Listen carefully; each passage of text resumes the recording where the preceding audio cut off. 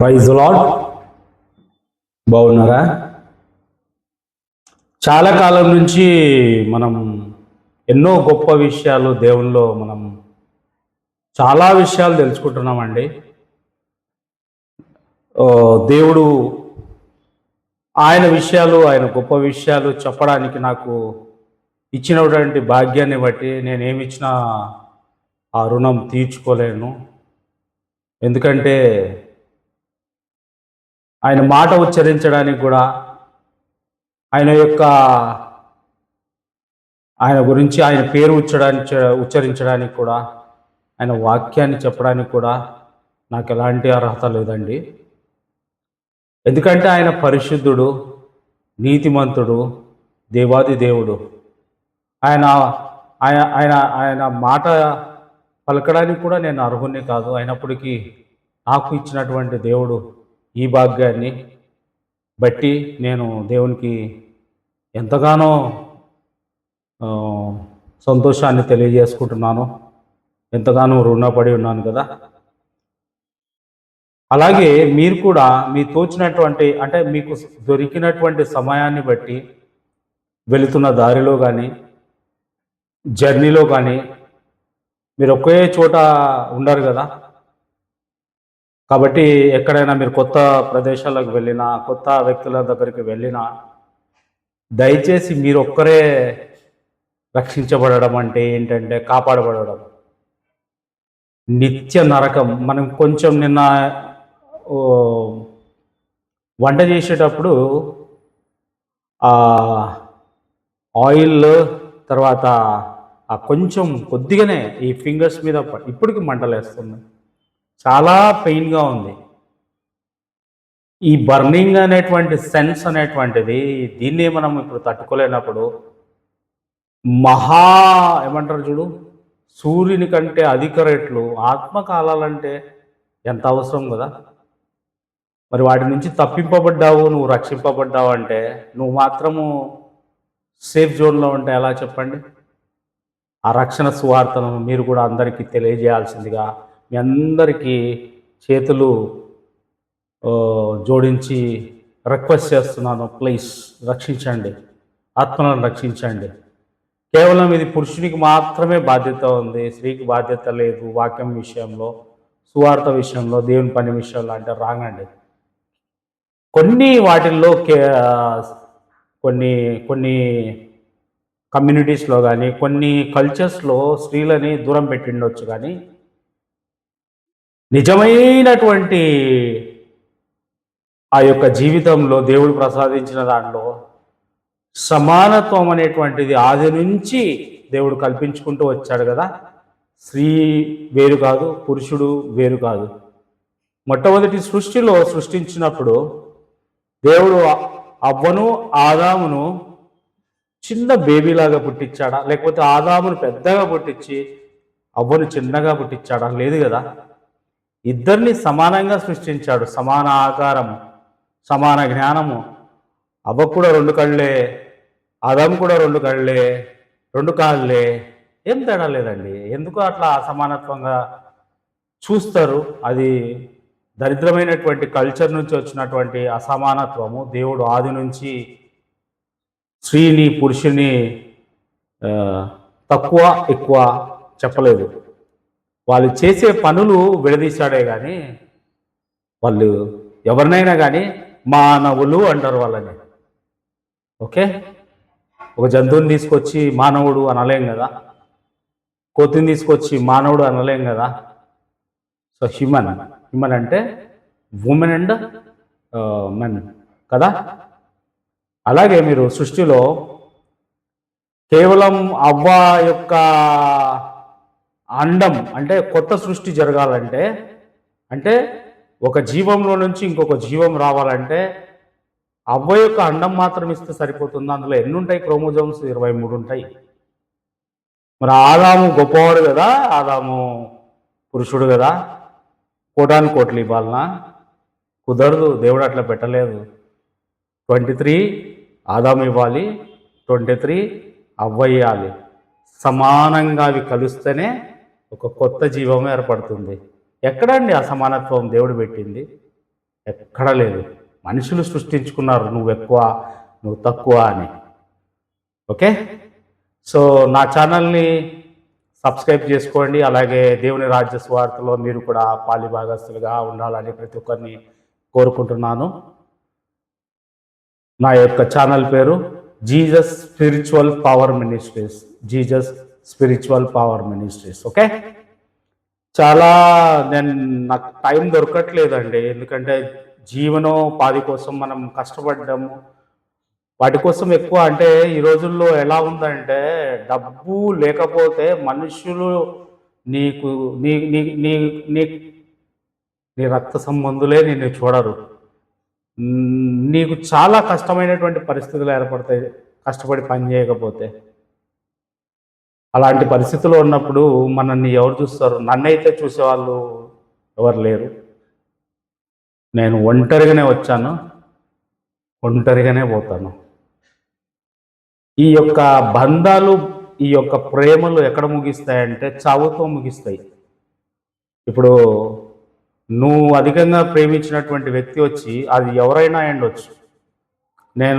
నాకు రేపు పొద్దున నాకు చనిపోతూ ఉన్నాను, డాక్టర్స్ డిక్లేర్ చేసిండు.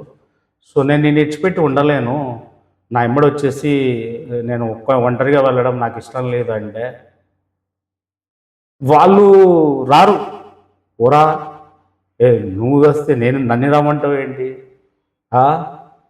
నేను ఇక్కడ అనుభవించాల్సినవి చాలా ఉన్నాయి, నేను చేయాల్సినవి చాలా ఉన్నాయి అని అంటారు. ఒట్టి మాటలు మాట్లాడతా నేను వస్తానని. లేదు, నీకోసం ప్రాణం ఇచ్చేస్తా అంటారు కదా, వినలేదా ఈ మాటలు? కాబట్టి ఇవన్నీ సత్య విషయాలు బైబిల్లో ఎంతో అమోఘంగా రాశారండి. కాబట్టి ఇలాంటి బైబిల్లో రాసినటువంటి గొప్ప విషయాలను మనం ప్రతిరోజు తెలుసుకుంటున్నాము, వింటున్నామంటే మనం అదృష్టవంతులం కదా. ఒక ఒక జీవవాకు మన హృదయంలో నాటుకుంటుందంటే జీవాన్ని కలిగజేస్తుంది. ఈ సైన్స్కి, ఈ యొక్క సృష్టిలో న్యాచురల్ అంటే సహజమైనటువంటి మనం ఏదైతే సృష్టించుకున్నామో దాన్ని ఆర్టిఫిషియల్ అంటాము. అంటే అందులో న్యాచురాలిటీ లేదు. న్యాచురాలిటీ అంటే అవంతకవే ఏ ఇంజన్ లేకుండా పనిచేస్తాయి సృష్టికర్త ద్వారా. అర్థమవుతుందా? మిగతాయి మనం సృష్టించుకున్న కంప్యూటర్ కానీ, ఒక స్పీకర్స్ కానీ, లేకపోతే వాషింగ్ మెషిన్ కానీ, వాటికి ఎనర్జీ కావాలి. వాటిని ఒక పద్ధతి ప్రకారంగా మనం తయారు చేసి వాటికి ఎనర్జీ ఇవ్వాలి. అర్థమవుతుందా? సో అలాంటి సృష్టికర్తను న్యాచురల్గా మనకు జీవం ప్రసాదించినటువంటి దేవుడిని మనం ఆయన గురించి తెలుసుకోకుండా ఉండడం అనేటటువంటిది ఎంత దౌర్భాగ్యమో. మనం పుట్టింది ఆయనను తెలుసుకోవడానికే. దేవుడు అంటే అంత ఈజీగా అర్థమవుతాడా అండి? ఏమనుకుంటున్నారు మీరు దేవుణ్ణి? దేవుడు నువ్వు బంధించేటువంటి చిన్న ప్రదేశంలో ఉండగలుగుతాడా అండి? అలాంటిది దేవుణ్ణి మనము ఇది నువ్వు అని చెప్పి ఎక్కిరించగలుగుతావా? మనిషి అనుకుంటున్నారా మీరు దేవుణ్ణి? గొప్ప గొప్ప నువ్వు కొన్ని కనివిని సముద్రంలో కొన్ని వందల కిలోమీటర్లలో వెళ్ళి నువ్వు చూడగలిగావా? చూడలేదు. చాలా తక్కువ మంది వెళ్ళి అక్కడ చూశారు. లోతైనటువంటి ప్రదేశాలలో, ఎత్తైనటువంటి పర్వతాలలో నువ్వు వెళ్ళలేకపోయావు. అనేక ప్రదేశాలు రహస్యంగా ఉన్నాయి సృష్టిలో.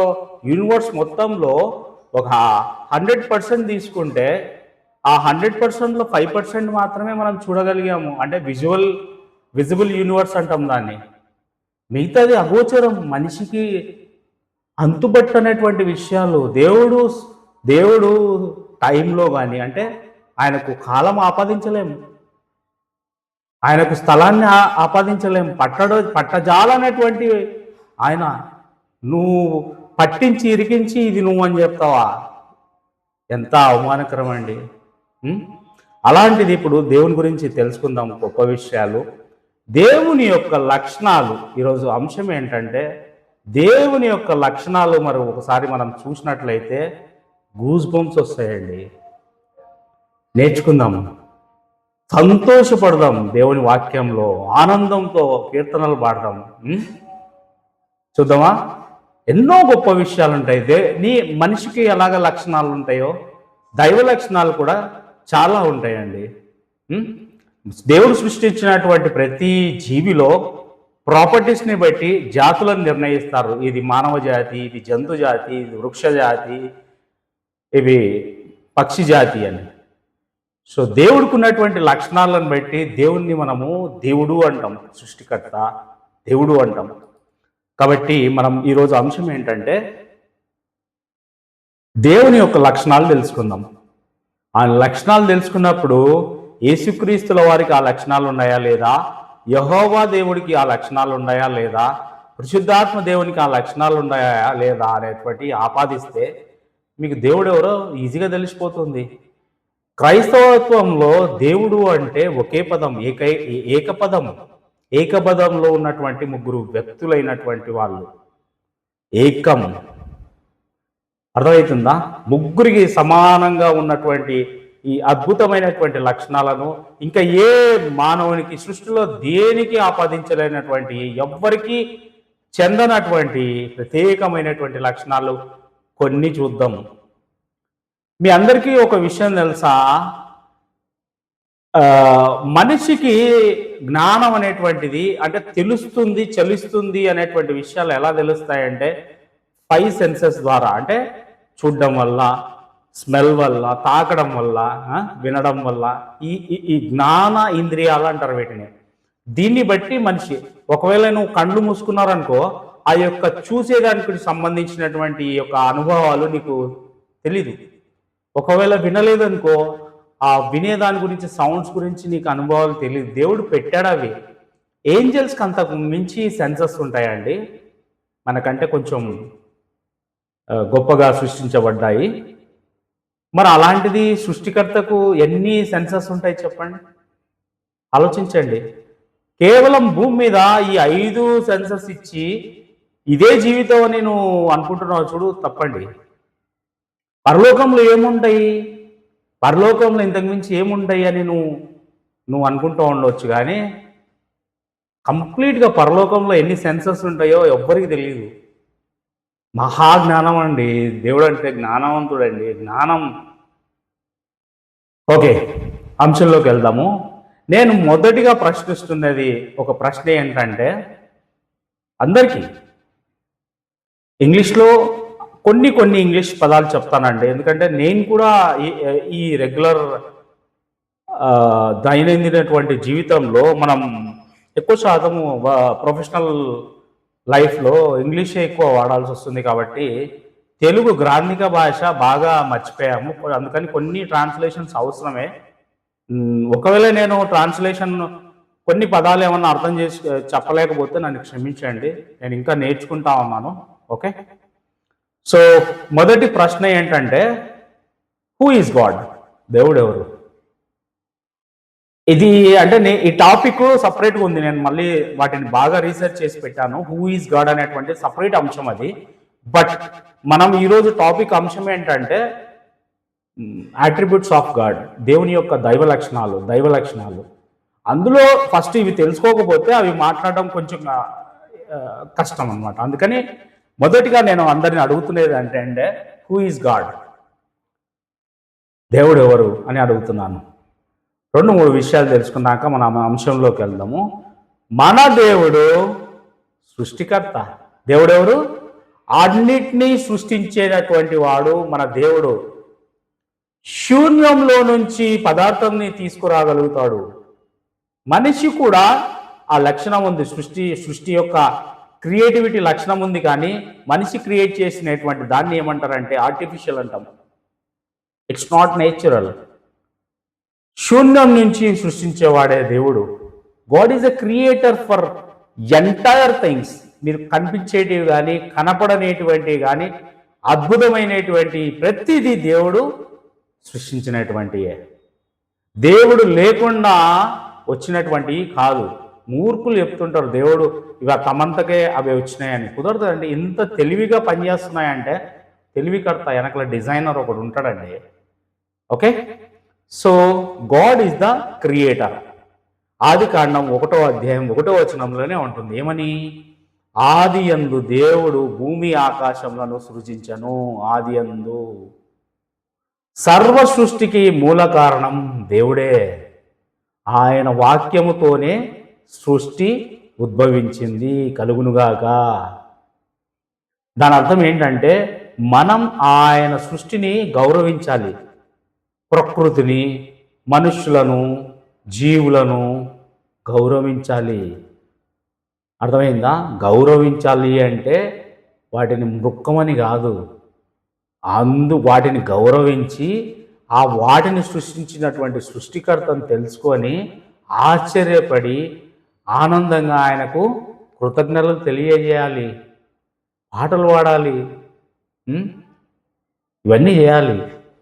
ఆయన మన దేవుడు కదా, ఆయన మనం ప్రేమించాలి. సమస్త సృష్టిని ఆయన ఎందుకు తయారు చేసుకున్నాడు? ఆయనలాగా ఎందుకు తయారు చేసుకున్నాడు? In the image of God. ఆయనలాగా ఇంకొక స్వరూపంని తయారు చేసుకొని ఆయనలాగా ఉండి, ఆయనలాగా చెలించే, ఆయనలాగా మాట్లాడేటువంటి సృష్టిని చేసుకొని నన్ను ఆయన యొక్క ప్రతి రూపం చూసుకొని అది ఎలా పనిచేస్తుందో, ఆ బొమ్మ ఎలా పనిచేస్తుందో ఆయన చూసి సంతోషించాలనుకున్నాడు. అది మనం బొమ్మలం కాదండి, ప్రాణం ఉన్నటువంటి మనిషిని, మనకు చలించేటువంటి ప్రాణం ఉన్నటువంటి మనుషులము, మాట్లాడేటువంటి మనుషులము, జీవం ఉన్నటువంటి మనుషులను ఆయనలాగా జీవాన్ని మనకి ఇచ్చాడు, స్వేచ్ఛనిచ్చాడు, ప్రేమించే స్వేచ్ఛను. బలవంతంగా ప్రేమ అనేటువంటిది బలవంతంగా పొందలేము. Should be a natural, comes from the freedom.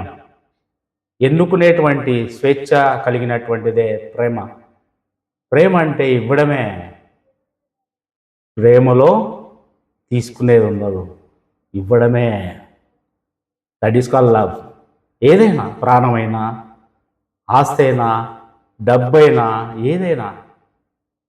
Okay, so అదండి గాడ్ అంటే క్రియేటర్. రెండోది వచ్చేసి హూ ఈజ్ అవర్ గాడ్?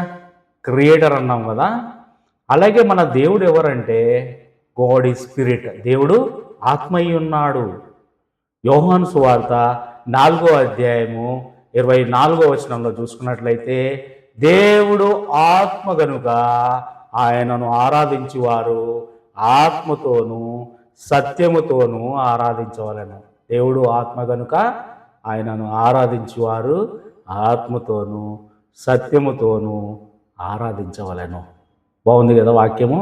చాలా బాగుంటుందండి దేవుని వాక్యము. చాలా జ్ఞానంతో కూడినటువంటి విషయాలు మీకు అర్థమవుతుంటే అసలు మీరు ఆ ఆనందం తట్టుకోలేరు. వినండి. అలాగే విన్న విషయాలు, మీరు రక్షించబడిన విషయాలు, మీరు కనుగొన్న విషయాలు ప్రపంచానికి ప్రకటించండి.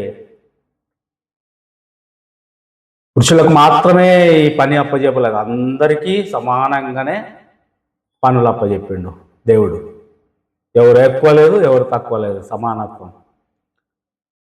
Okay, so can God be measured? దేవుణ్ణి మనం కొలవగలమా? దేవుణ్ణి మనం కొలవగలమా? Can God be measured? No, ఎప్పటికీ. God is spirit. దేవుడు ఆత్మయ్య ఉన్నాడు. Not limited by physical boundaries. దేవుడు ఆత్మ కనుక భౌతిక సరిహద్దుల ద్వారా పరిమితం కాడు. దేవుడు లిమిటెడ్. ఓకే, దేవుణ్ణి మనము కొలవలేము. God is spirit. యోహాను సువార్త 4వ అధ్యాయం 24వ వచనంలో మీరు ఇందాక చూసినట్లయితే, దేవుడు ఆత్మ గనుక ఆయనను ఆరాధించువారు ఆత్మతోనూ సత్యంతోనూ ఆరాధించవలెను. దేవుడు ఆత్మ కదా.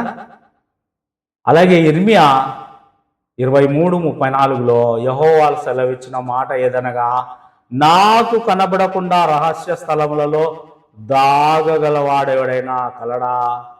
నేను భూమి ఆకాశములంతటా నున్న వాడను కానా? ఇదే యెహోవా వాక్కు.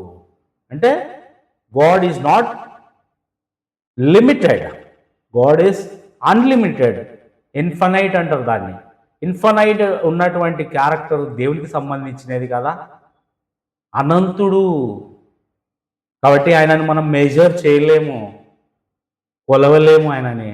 నువ్వు ఇంత చిన్నదాన్ని పెట్టి ఇదిగో నువ్వు దేవుడిని, ఇదిగో ఇట్లా ఉన్నావు, చాలా తప్పు చేస్తున్నారండి.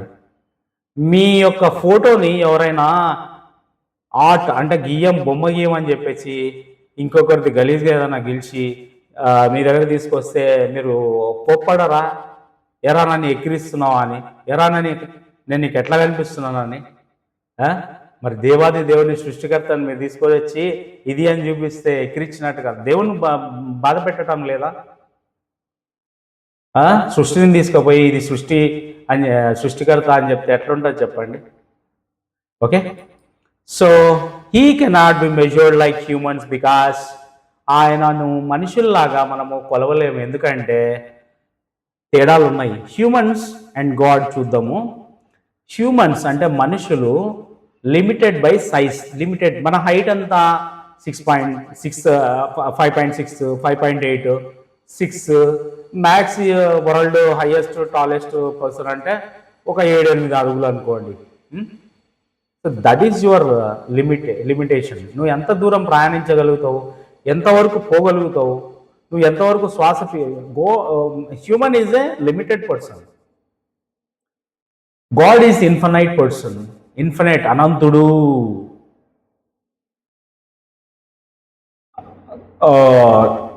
రెండవ దినవృత్తాంతంలో చూసుకున్నట్లయితే 6వ అధ్యాయం 18వ వచనంలో, అలాగే మొదటి రాజులు 8వ అధ్యాయం 27వ వచనంలో చూసుకున్నట్లయితే, ఆకాశ మహాకాశములు సైతం నిన్ను పట్టజాలవు. ఆకాశ మహాకాశాలు, ఆకాశము హెవెన్ అంటే ఆకాశం, ఆకాశం మహా ఆకాశాలు ఉంటాయి, అంతకు మీద ఉంటాయి. ఆ ఆకాశాలు సైతం నిన్ను పట్టజాలవు అంటున్నాడు కదా. అది దేవుని యొక్క ఆయన కొలవలేము, అనంతుడు ఆయన. Has beginning and ending.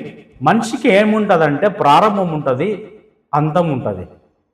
Okay, మనిషి పుట్టడము, తర్వాత చనిపోవడము, ప్రారంభం అంతం ఉంటుంది. దేవునికి ప్రారంభం ఉండదు, అంతం ఉండదు. ఆయన నిత్యుడు.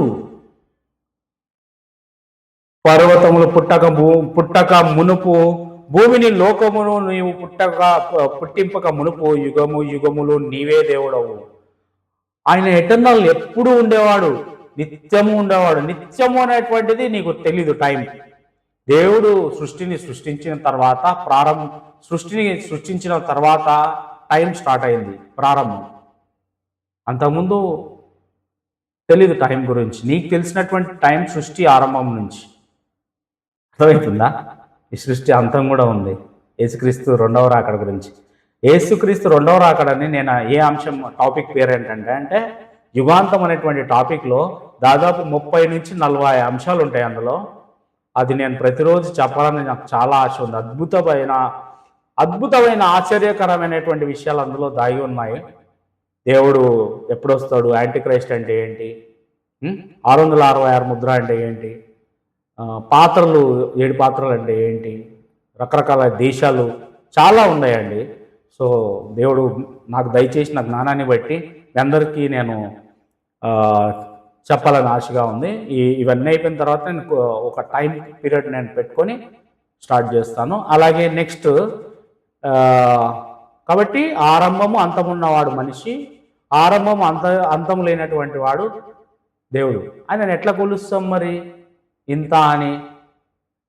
సో బౌండ్ టు స్పేస్, మనిషి అనేటువంటి వాడు బౌండ్ టు స్పేస్, అంతరిక్షానికి కట్టుబడి ఉన్నాడు. అంటే కొంతవరకు లిమిటెడ్గా, వాటి నుంచి ఛేదించుకొని వెళ్ళలేడు. మనం ఎంతవరకు వెళ్ళామండి? మనిషి అడుగుపెట్టింది చంద్రలోకానికి, మెషిన్ అడుగుపెట్టింది మార్స్కి. ఇంకెంత దూరం పోగలుగుతున్నాడు? నువ్వు ఒకసారి వీడియోస్ చూడండి, మన యూనివర్స్ గురించి చాలా అద్భుతమైన విషయాలు తెలుస్తాయి. మీరు కొలుచుకుంటూ వెళ్ళిపోతే భూమి ఎంత చిన్నదో, అలా ఆ భూమిలో మనిషి ఎంత చిన్నవాడో మీకు తెలుస్తుంది. చెప్పాను కదా, యూనివర్స్లో కేవలం విజిబుల్ యూనివర్స్ 5% తెలుసుకున్నాం మనం, మిగతా అగోచరం. మహా జ్ఞానం, అంతుబట్టు అనేటువంటి జ్ఞానం అది. తర్వాత what is his shape and appearance, ఆయన యొక్క ఆకారము, రూపురేఖలు ఏంటి? ఓకే, దేవుని యొక్క ఆకారం కానీ ఆయన రూపురేఖలు కానీ ఏంటి కనుక్కుందాం. కొన్ని విషయాలు బైబిల్లో స్పష్టంగా తెలియజేస్తుంది. ఏంటి అంటే దేవుడు ఆత్మ అని, దేవుడు ఆత్మ అని. భౌతిక శరీరం, పరిమితి, ఆకారం లేనటువంటి వాడు. భౌతిక శరీరం, పరిమితి, ఆకారం లేనటువంటి వాడు. బైబిల్ వచనాలు ఈ విధంగా చెప్తుంది ఏంటంటే, యోహాను సువార్త 4వ అధ్యాయము 24వ వచనంలో చూసుకున్నట్లయితే, దేవుడు ఆత్మ, ఆయనను ఆత్మతోనూ సత్యంతోనూ ఆరాధించవలెను. దేవుడు శరీరానికే పరిమితం కానటువంటి వాడు. రైట్. కాబట్టి ఆయన ఆకారం, రూపురేఖలు ఎలా చెప్పగలుగుతావు నువ్వు? కానీ కొన్ని అంశాలు ఉంటాయి ఆయన గురించి మనం తెలుసుకోవాల్సిన అంశాలు. వాటి ద్వారా మనం కొన్ని విషయాలు మాత్రమే తెలుసుకోగలుగుతాము. అవేంటంటే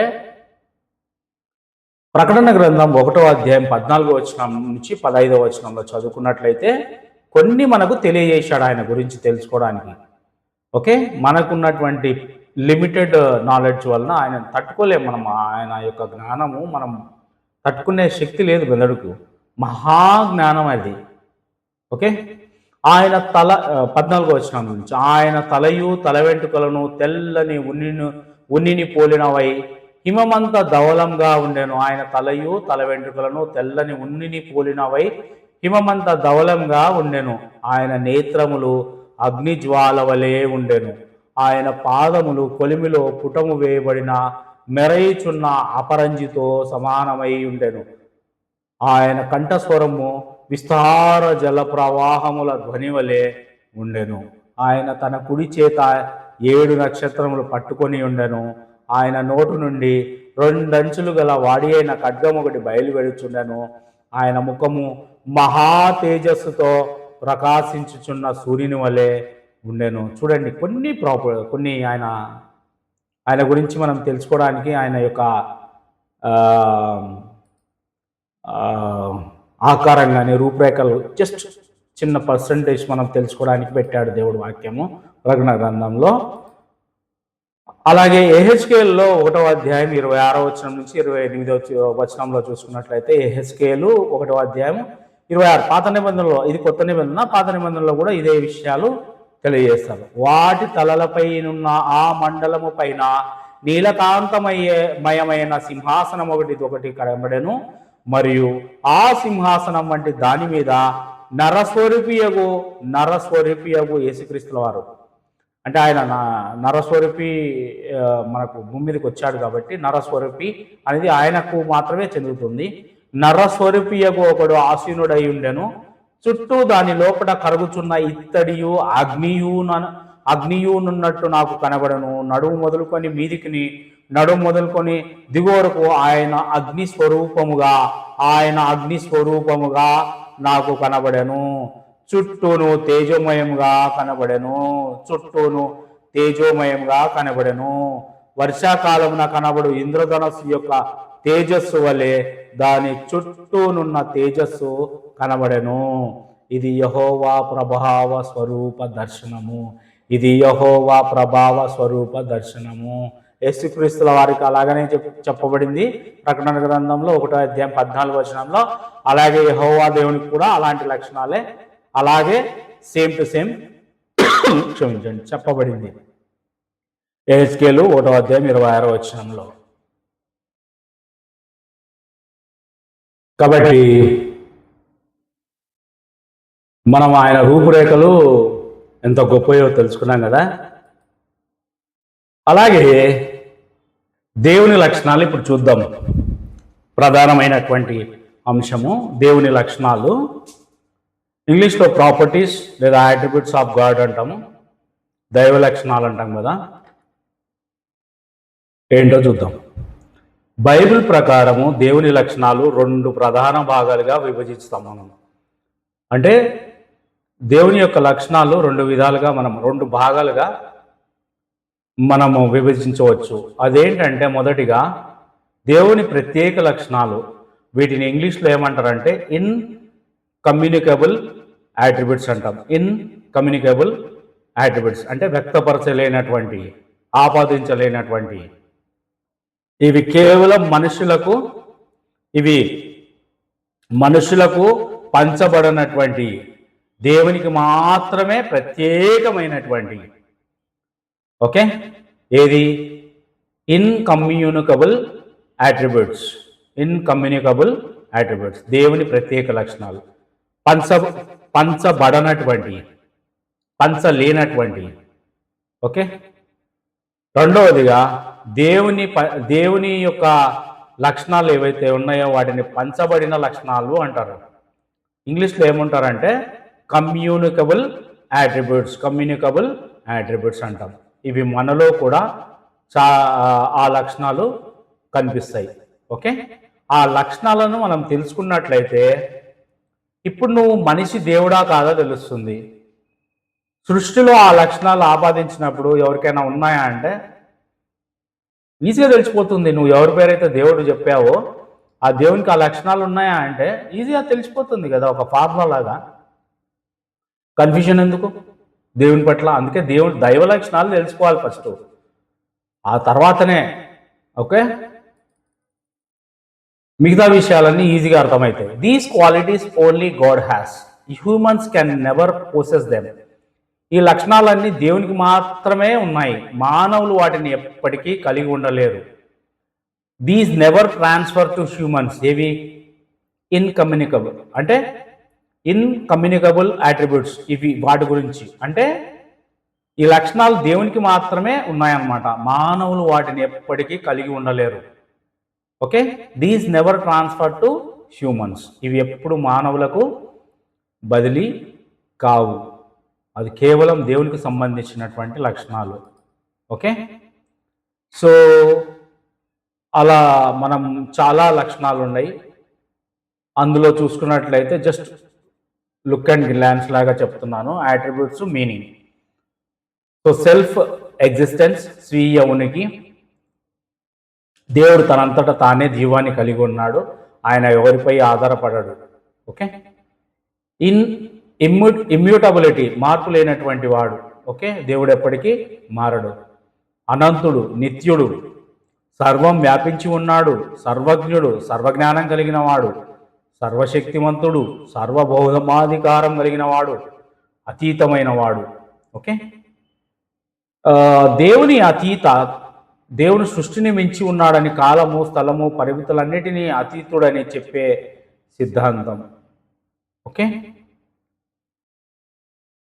రెండవదిగా communicable attributes of God, holiness కానీ, లవ్ కానీ, మెర్సీ అండ్ కంపాషన్ కానీ, గ్రేస్ కానీ, గుడ్నెస్ కానీ, జస్టిస్ లేదా righteousness, faithfulness, wisdom, patience, long suffering, jealous in holy way, wrath against sin only. Okay. వీటిని తెలుగులో ఒక్కొక్కటి చూద్దాము. ఫస్ట్ దేవుని యొక్క లక్షణాలు, పంచబడలేనటువంటి లక్షణాలు చూద్దాము. ఇన్కమ్యూనికబుల్ ప్రాపర్టీస్ ఏంటియో చూద్దాము. ఓకే. ఫస్ట్ వన్ ఏంటంటే గాడ్ ఈజ్ సెల్ఫ్ ఎగ్జిస్టెంట్, అంటే దేవుడు స్వయంభూవుడు లేదా స్వతంత్రుడు. నిర్గమకాండం 3వ అధ్యాయం 14వ వచనంలో first property God is self existence. నేను ఉన్నవాడని దేవుడు చెప్పాడు అక్కడ. ఐఆమ్ హూ ఐఆమ్ అని ఇంగ్లీష్లో. నేను ఉన్నవాడనని దేవుడు చెప్పాడు. దేవుడు ఎవరి మీద ఆధారపడడు, ఆయన కాలానికి లోబడడు. కాలాన్ని ఆయనే సృష్టించాడు, ఆయన సృష్టింపబడలేదు. ఆయన జీవమునకు మూలము.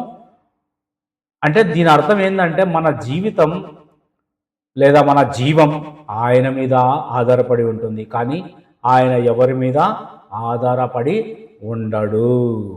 ఇది మొదటి లక్షణం. రెండవదిగా గాడ్ ఈజ్ ఎటర్నల్, అంటే దేవుడు నిత్యుడు, అనంతుడు. గాడ్ ఈజ్ ఎటర్నల్, నిత్యుడు, అనంతుడు. కీర్తనలు 90వ అధ్యాయము 2వ వచనము, అలాగే ప్రకటన గ్రంథము 1:8, ప్రకటన గ్రంథం 1:8, కీర్తనలు 92. పర్వతములు పుట్టక మునుపు, భూమిని లోకమును నీవు పుట్టింపక మునుపు, యుగ యుగములు నీవే దేవుడవు. పర్వతములు పుట్టక మునుపు, భూమిని లోకమును నీవు పుట్టింపక మునుపు, యుగ యుగములు నీవే దేవుడవు. ఈ యుగం కానీ వచ్చే యుగం కానీ యుగ యుగములు నీవే దేవుడవు. దేవునికి ఆది లేదు, అంతము లేదు. దేవునికి ఆది లేదు, అంతము లేదు. సమయము ఆయన చేత సృష్టించబడిందే.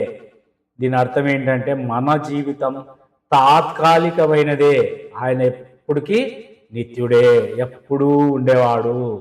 గాడ్ ఈజ్ ఎటర్నల్, నిత్యుడు, అనంతుడు. ఓకే,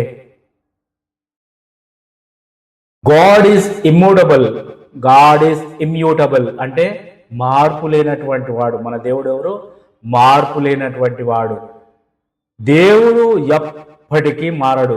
ఆయన స్వభావం కానీ, ఆయన యొక్క పవిత్రత కానీ, గుణాలు కానీ ఎప్పుడు మారవు. మలాకి గ్రంథము 3వ అధ్యాయం 6వ వచనంలో చూసుకున్నట్లయితే, యెహోవానైన నేను మార్పు లేని వాడను గనుక యాకోబు సంతతి వారైన మీరు లయము కాలేదు. యెహోవానైన నేను మార్పు లేని వాడను కనుక, మార్పు లేని వాడను గనుక, మార్పు లేని వాడను గనుక యాకోబు సంతతి వారైన మీరు లయము కాలేదు. నువ్వు ఈరోజు మాట ఇస్తావు, రేపు పొద్దున్న చనిపోతావు. నీ పిల్లల్ని ఎవరు చూసుకోవాలి? నువ్వు నీ స్నేహితునికి చెప్తావు, నేనున్నారా, నేను చూసుకుంటానని చెప్పి అభయం ఇస్తావు. రేపు పొద్దున్న నువ్వు చనిపోతావు, ఎవరు చూస్తారు? అభయం ఇచ్చావు కదా. దేవుడు ఎప్పుడూ ఉండేవాడు. అందుకే మన పిల్లలు మన పిల్లలు మనం చనిపోయినా కానీ మన భార్య కానీ మన పిల్లలు కానీ లేకపోతే మనం ఎవరినైతే చూసుకుంటామో అవన్నీ ఆయన ఎప్పుడు నిత్యుడు ఉండేటవాడు. ఆయన చూసుకుంటాడు. నిత్యుడు, ఆయన పేరు ఏం పేరు? నిత్యుడగు తండ్రి, నిత్యుడగు తండ్రి. యెషయా గ్రంథం 9వ అధ్యాయం 6వ వచనంలో. ఓకే, ఎప్పుడూ ఉండేవాడు. అలాగే హెబ్రీయులకు రాసినటువంటి పత్రిక 13వ అధ్యాయం 8వ వచనం. హెబ్రీయులకు రాసినటువంటి పత్రిక 13వ అధ్యాయము 8వ వచనం.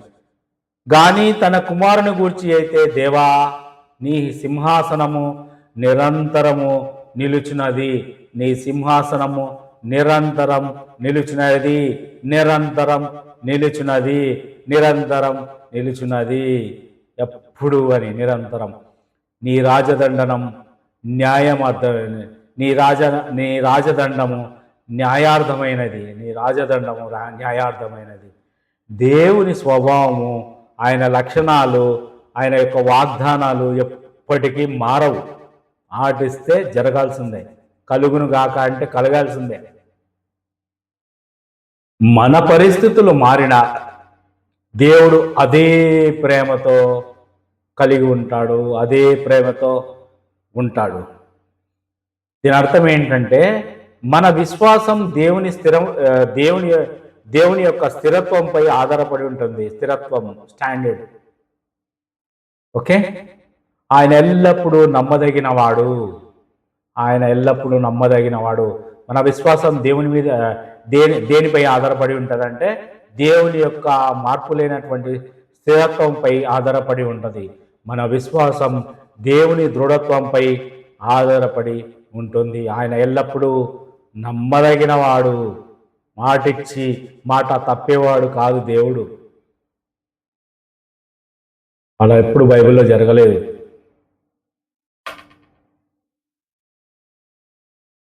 ఐదవదిగా గాడ్ ఈజ్ ఒమినిసెంట్.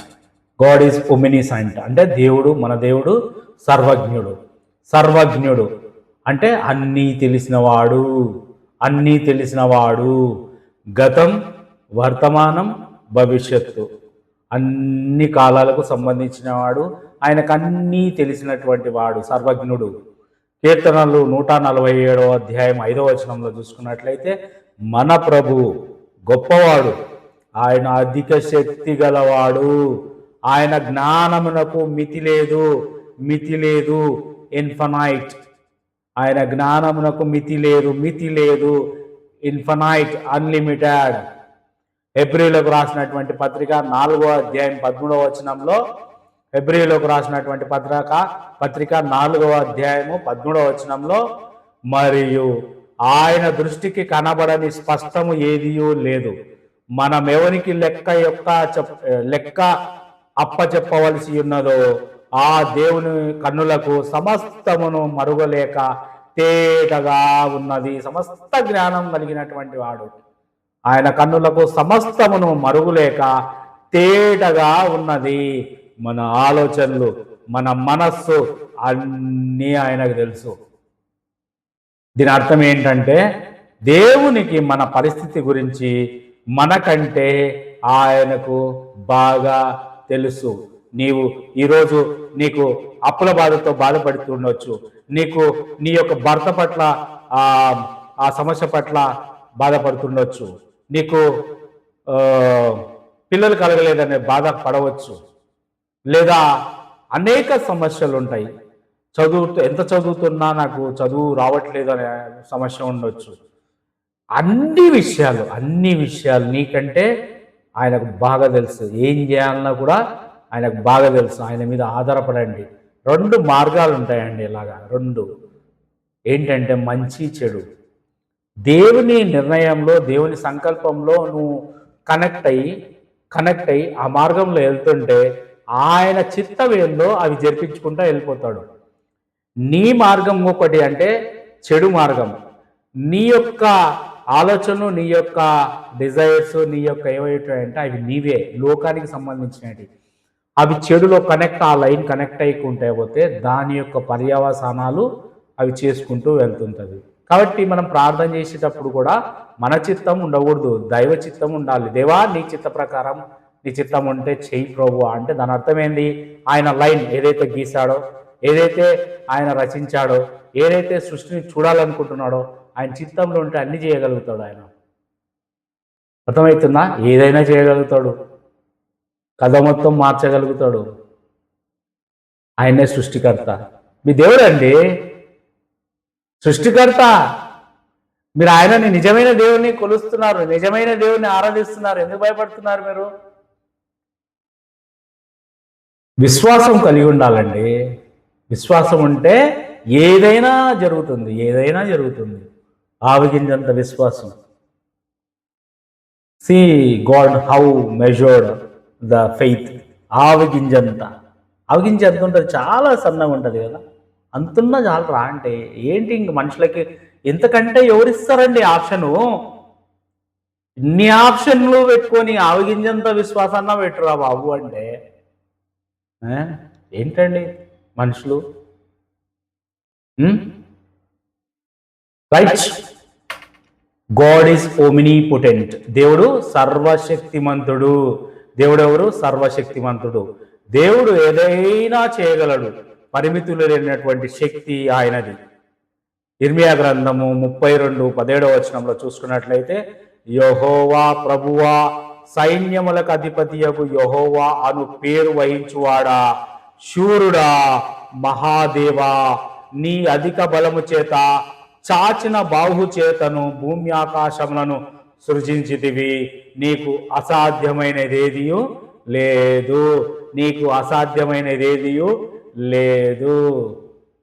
చూడండి ఎంత గొప్ప విషయాలు రాశారో తెలుసా? గూస్ బంప్స్ వస్తుంది ఆయన గురించి తెలుసుకుంటుంటే. అంత బలం వస్తుందండి. నీ బలము, నీ అండ ఏంటి చెప్పు? నీ వెనకలో ఉన్న మనుషులా నీకు ఆపద వచ్చినప్పుడు జంప్ అయిపోతారు. నీకు రక్షణ ఏది? Z+ కేటగిరీయా? కాదు. దేవుని దూతలు. అలాంటి ప్రొటెక్షన్, అలాంటి అద్భుతమైనటువంటి శక్తి గల విషయాలు నీ దగ్గర పెట్టుకొని ఎందుకు భయపడుతున్నాను? భయపడద్దు. ప్రియ చెల్లి, ప్రియ తమ్ముడు, ప్రియ అక్క, ప్రియ సోదరి, ప్రియ తండ్రి, నా సహోదరులారా, నా దేవుని ప్రజలారా, భయపడొద్దండి.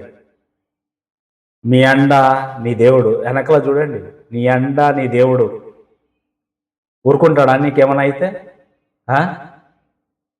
ఆయన ఎవరైతే వాడుకోవాలనుకుంటున్నాడో, ఎవరికైతే ఆయన పనులు హతసాక్షులుగా ఉండాలనుకున్నాడో, దానివల్ల ఆయనకు ఘనత మహిమలు తెచ్చుకోలాగా ఆయన కనిపించుకుంటాడు. ఆయన యొక్క లైన్ చెప్పాను కదా, ఆయన యొక్క చిత్తం అది నెరవేరుతుంది.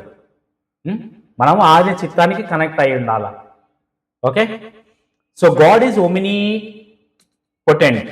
మత్తయి సువార్త 19:26 చూసుకున్నట్లయితే, యేసు వారిని చూచి, ఇది మనుషులకు అసాధ్యమే గాని దేవునికి సమస్తమును సాధ్యం. నువ్వు ఏదైతే అనుకుంటే అది సమస్తమును, ఎవ్రీథింగ్ సాధ్యమని చెప్పాను. దేవుడు సర్వశక్తిమంతుడు.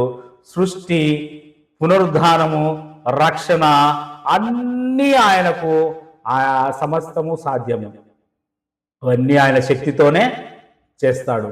ఆయన శక్తి న్యాయముతో ప్రేమతో నియంత్రించబడుతుంది. దీని అర్థం ఏంటంటే నీ పరిస్థితులన్నీ ఆయన మారుస్తాడు. మన సమస్యలకు పరిష్కారం ఆయనలోనే లభిస్తుంది. మనుషులు సమస్య వచ్చినప్పుడు ఏం చేస్తారంటే, ఉదాహరణకు I'm telling my personal life. మనుషులు ఎలా ఉంటారంటే ఏదైనా తప్పు చేసినప్పుడు ఎదుటివారి మీద తోసేటువంటి గుణము ఆది నుంచి వస్తూ ఉంది. అవ్వ ఆదాము నుంచి. ఆ పండు తిన్న తర్వాత ఏమైందని దేవుడు ప్రశ్నించినప్పుడు, దేవా నేను తప్పు చేసినాను అనకుండా నువ్వు ఇచ్చావు కదా, ఆమె వెళ్ళి నువ్వు ఇచ్చావు కదా ఆ స్త్రీని నాకు ఇట్లా చేసింది, మళ్ళా ఆమెను వెళ్ళి అవ్వని వెళ్ళి ఏంటమ్మ ఇలా చేసావంటే, ఇదిగో పాము నన్ను మోసపురిచిందని ఒకరి మీద ఒకరు తోసుకోవడం ఇది. సో నేనేం చెప్పబోతున్నానంటే, మన జీవితం మారాలంటే, నీ జీవితం అంటే ఇప్పుడు చీకట్లో నుంచి వెలుగు రావాలంటే నువ్వు లైట్ వేయాలి కదా. ఆ వెలుగు ఎవరు? క్రీస్తే. ఆ వెలుగు ఏంటి? వాక్యము. నువ్వు వాక్యానుసారంగా జీవించాలి కదా, నీ జీవితాన్ని సమర్పించుకోవాలి కదా ఆయనకి అప్పచెప్పుకోవాలి కదా. చాలామంది నాకు తెలిసిన అనుభవంలో చెప్తున్నాను, దేవుని వాక్యం వినేదే, దేవుని వాక్యం చదివేదే, స్టేటస్లో పెట్టుకునేదే, చేసే గలీజ్ పనులు కానీ పాపం కానీ చేసేది ఈరోజు చేసేది ఇంకా ఎప్పుడు ఇంకా అసలు ముట్టాను కదా. కాబట్టి మన సమస్యలు తీరాలంటే మనం ఆయనకు కనెక్ట్ అయి ఉండాలి. ఆయన లైట్కి, ఆయన లైన్ అంటాం కదా, ఆయన చిత్తానికి కనెక్ట్ అయి ఉండాలి. ఆయన చిత్తానికి కనెక్ట్ అయి ఉండి అడుగు, హావగింజంత చెప్పిండు, అద్భుతాలను చూస్తారు మీ జీవితాల్లో. ఆయన పేరేంటి? అద్భుతకరుడు, ఆలోచనకర్త, బలమైన దేవుడు, నిత్యుడకు తండ్రి, సమాధానకర్త. చూడండి డెఫినేషన్స్. యెషయా గ్రంథం 9వ అధ్యాయం 6వ వచనం. తర్వాత గాడ్ ఈజ్ ఇండిపెండెంట్, దేవుడు స్వతంత్రుడు. అపోస్తుల కార్యము 17వ అధ్యాయం 24వ వచనం 25వ వచనంలో చూసుకున్నట్లయితే, ఆయన అందరికీ జీవమును ఊపిరిని సమస్తమును దయచేయువాడు గనుక తనకు ఏదైనాను కొదువ ఉన్నట్టు మనుషుల చేతులతో సేవింపబడవాడు కాడు. ఆయన అందరికీ జీవమును ఊపిరిని సమస్తమును దయచేయువాడు గనుక తనకు ఏదైనాను కొదువ ఉన్నట్టు మనుషుల చేతులతో సేవింపబడువాడు కాడు. దేవుడు ఎవరిని ఏమీ అడగడు, ఆయనకు అవసరం లేదు. ఆయన సృష్టించిన పదార్థంలో తీసుకెళ్ళి నువ్వు ఇస్తావా? ఏమిస్తావు? ఆయనకి ఇవ్వాల్సింది ఏంటో తెలుసా? నిస్వచ్ఛమైన ప్రేమను, కల్మషం లేనటువంటి ప్రేమను ఆయనకి ఇచ్చేసేయాలి. నువ్వు సిగరెట్ తాగుతున్నావా? అది మానేస్తున్నావు అంటే దాని అర్థం ఏంది? ఆయన కోసం అది వదులుకున్నట్టు. ప్రేమ అంటే ఏంటి? ఇవ్వడమే. వదిలేసినావు. వ్యభిచారం చేస్తున్నావా? మానేసి ఇచ్చేసేయడమే. దేవుని కోసం నేను మానేసుకుంటున్నాను, ఇవ్వడమే. ప్రేమ అంటే ఏంది? ఇవ్వడమే, తీసుకోవడం ఉండదు. ఎంత సంతోషం అండి. ఆయన మన ప్రేమ కోసం ఎదురు చూస్తున్నాడు అండి. బాబు, నీ యొక్క స్వచ్ఛమైన, పరిశుద్ధమైన, న్యాయమైన, నీతి అయిన, అమూల్యమైన ప్రేమ కోసం ఎదురు చూస్తూ ఉన్నాడు దేవుడు. ఆయనని మనం మనస్ఫూర్తిగా ప్రేమించాలి. దేవుణ్ణి ఆరాధించేవాడు ఆత్మతోనూ సత్యంతోనూ ఆరాధించాలి. ఆయన ప్రేమించడమే. మన సేవ ఆయనకు అవసరం లేదు యాక్చువల్గా, కానీ ఆయనతో సంబంధం మనకు చాలా అవసరము. దేవుని అవసరం మనకుందా? ఆయనకుందా? నీకు ఆపద వస్తుంది, నిన్ను ఎవరు కాపాడుతారు? భూమి మీద ఎవరైనా మనుషులు కాపాడతారా? ఎవ్వరు. ఆ టైంకి కొంత తాత్కాలికంగా కాపాడవచ్చు, కానీ అది కూడా నీ ఆయుష్ ఎంతవరకు ఉందో. నిత్యం కాపాడేవాడు ఎవరు? సృష్టికర్త. మన జీవితం ఆయన ఆయన ఆయన దయ ద్వారానే నిలబడుతుంది. మనం ఆయనను చాలా గౌరవించాలి కదా. దేవుణ్ణి ఆనుకొని ఉండండి, దేవుణ్ణి వెంట నడవండి, దేవునితో సహవాసం చేయండి. మీ జీవితంలో అద్భుతాలు చూస్తారు. ఆశ్చర్యకరమైనటువంటి విషయాలు చాలా ఉంటాయి లోతుగా. అర్థమవుతుందా? So God is sovereign. దేవుడు సర్వాధికారి, సావరెన్, సర్వభౌముడు, సర్వాధికారి. దానియేలు 4వ అధ్యాయం 35వ వచనంలో భూనివాసులందరూ ఆయన దృష్టికి ఎన్నికకు రానివారు. భూనివాసులందరూ ఒకరు కాదు, ఇద్దరు కాదు, పుట్టినప్పటి నుంచి ఆయన దృష్టికి ఎన్నికకు రానివారు. ఆయన పరలోక సేన ఎడలను భూనివాసుల ఎడలను తన చిత్తం చొప్పున జరిగించువాడు. ఆయన చేయి పట్టుకొని నీవేమి చేయుచున్నావని ఆయనతో చెప్పుటకు ఎవ్వడును సమర్థుడు కాడు. ఆయన చిత్తమే పరిపూర్ణమైనది. చెప్పాను కదా, ఆయన చిత్తాన్ని జరిగించుకుంటాడు. ఆయన సృష్టికర్త అండి బాబాయ్. ఏదైనా జరుగుతున్నది అంటే యాదృచ్ఛికం, అంటే ర్యాండమ్ కాదు, అదంతకదే జరగదు. దేవుని యోజనలో ఇన్ ద ప్లాన్ భాగం. ఓకే, దేవుడు అపరిమితుడు, అంటే ఇన్ఫనైట్. గాడ్ ఈజ్ ఇన్ఫనైట్, అపరిమితుడు. ఆయన జ్ఞానం, ఆయన శక్తి, ఆయన ఉనికి, ఆయన మహిమ అన్నీ అపరిమితమైనది. పరిమితులకు లోబడినటువంటి వాడు ఆయన. His wisdom, power, presence and glory all unlimited, infinite. యోబు గ్రంథము 11వ అధ్యాయం 7 నుంచి 9వ వచనంలో చూసుకున్నట్లయితే, దేవుని గూఢాంశాలను నీవు తెలుసుకొనగలవా? సర్వశక్తుడు దేవుని గురించి నీకు పరిపూర్ణమైన జ్ఞానం కలుగునా? దేవుని గూఢాంశములను నీవు తెలుసుకొనగలవా? సర్వశక్తుడకు దేవుని గురించి నీకు పరిపూర్ణ జ్ఞానం కలుగునా?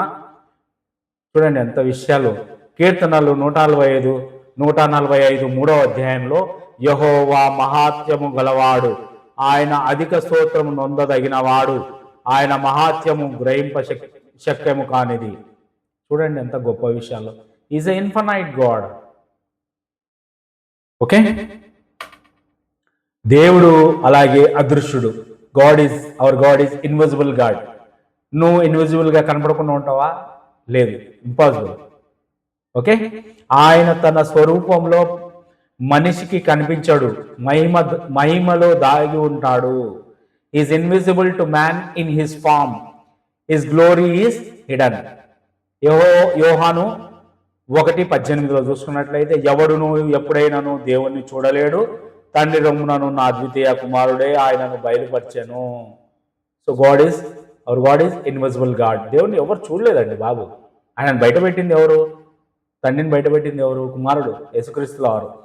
అలాగే తిమోతిలకు రాసినటువంటి మొదటి పత్రిక 1వ అధ్యాయం 17, మొదటి తిమోతి 1వ అధ్యాయం 17వ వచనంలో, సకల యుగములలో రాజయ్యుండి అక్షయుడును అదృశ్యుడనగు అద్వితీయ దేవునికి ఘనతయు మహిమయు యుగ యుగములు కలుగునుగాక. ఆమేన్, ఆమేన్. కాబట్టి ఈ యొక్క అంశంలో మొదటి భాగం ఏంటంటే ఇన్కమ్యూనికబుల్ ప్రాపర్టీస్ ఆర్ అట్రిబ్యూట్స్ నేర్చుకున్నాము. అలాగే రేపటి రోజు అంటే నెక్స్ట్ వీడియోలో 2వ భాగం నేను విడదీస్తున్నాను, ఎందుకంటే చాలా టైం తీసుకుంటుంది. కాబట్టి పార్ట్ 2లో దేవుని యొక్క లక్షణాలు, పాలుపంచుకునేటువంటి లక్షణాలు, కమ్యూనికబుల్ అట్రిబ్యూట్స్ అంటాం, మనిషిలో కూడా అవి కనిపిస్తాయి. ఏంటో 2వ భాగంలో చూద్దాం. దయచేసి నా ఛానల్ని సబ్స్క్రైబ్ చేసుకోండి, అలాగే ఈ వాక్యాన్ని షేర్ చేయండి. తద్వారా మీరు కూడా సమస్త ప్రదేశాలకు, సమస్త ప్రజలకు దేవుని యొక్క సువార్తను మీరు కూడా ఈ విధంగా చేయడం వల్ల మీరు పాలిభాగస్తులుగా ఉంటారని, దేవుని పనిలో కూడా మీరు కూడా ఆ భాగాన్ని మీకు కూడా చెందుతుందని నేను కోరుకుంటూ, దేవుని వైపు గట్టిగా బలంగా ఆధారపడి ఉండండి, ఆయనను విశ్వసించండి. మొదటిగా నువ్వు నమ్ముకున్నటువంటి దేవుడు ఎంత గొప్పవాడు అనే విషయాలు ఫస్ట్ తెలుసుకోండి.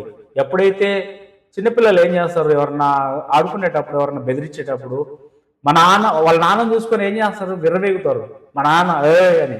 మరి దేవాది దేవుడు, అందరిగా అన్నటువంటి దేవుడు, మీరెంత గొప్పగా, మీకు ఎంత ధైర్యం రావాలండి చెప్పండి. నాకు ఎవ్వరు లేకున్నా దేవుడు ఉన్నాడని ఈరోజు నేను సంతోషంగా లేనా చెప్పు. ఒకప్పుడు నేను తెలియనప్పుడు బాధపడేవాడిని.